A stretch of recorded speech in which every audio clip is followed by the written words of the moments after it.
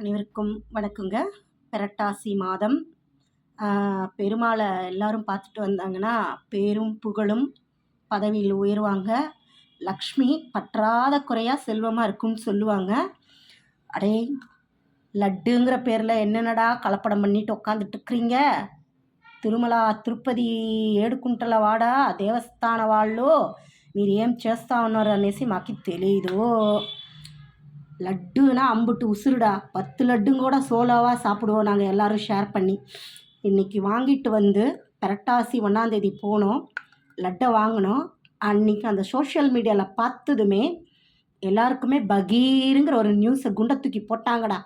போட்டா அம்பாரு ஒரு ஆப்பு, பெருமாள் கோவிந்தா கோவிந்தான்னு.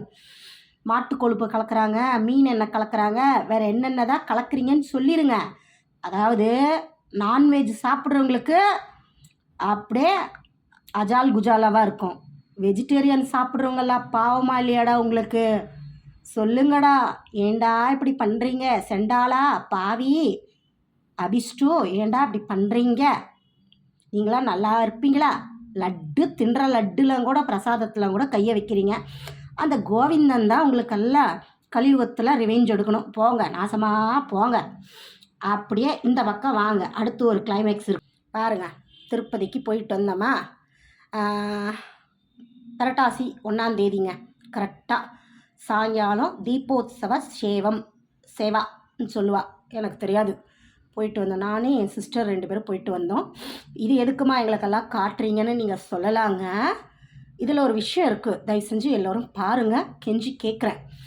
என்ன நடந்ததுன்னா, புரட்டாசி அன்னைக்கு வந்து புதன்கிழமை இரவு வந்து ஒரு 10 to 9 to 11:30க்குள்ளே நடந்த இன்சிடெண்ட்டுங்க.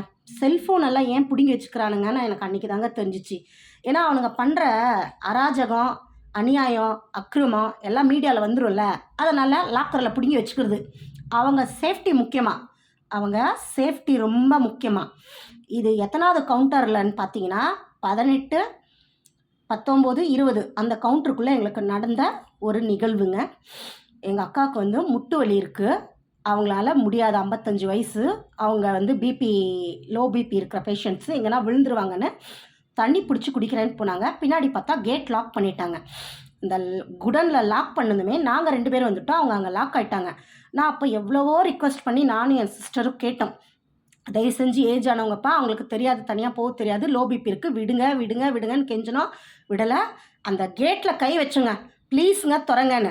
எங்கள் அக்கா முடியை பிடிச்சி இழுத்து கன்னத்தில் பலார்னு வச்சு பிடிச்சி தள்ளி விட்டாங்க. இதுதான் ஆந்திராங்களா? இதுதான் தெலுங்கானா தேசமா?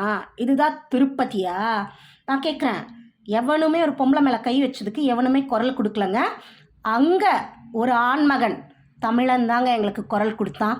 ஓடி வந்து அந்த ஐயா யாருன்னு தெரியாது, வச்சு வெளுத்து எடுத்துருவேண்டாம்மா அவனே.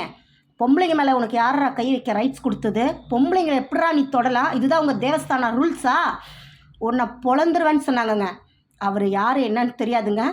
ஆனால் பொம்பளைங்களுக்கு செக்யூரிட்டி இல்லை. திருப்பதிக்கு போனால் அடிக்கிறாங்க, அராஜகம் பண்ணுறாங்க, இதெல்லாம் தெரிஞ்சிருங்கிறதுனால தான் செல்ஃபோனை லாக்கரில் போட்டு வச்சுக்கிறானுங்க. அங்கே அநியாயம் அக்கிரமம் நடந்துறது மீடியாவில் வந்துடும், வைரல் ஆயிரும் தான்.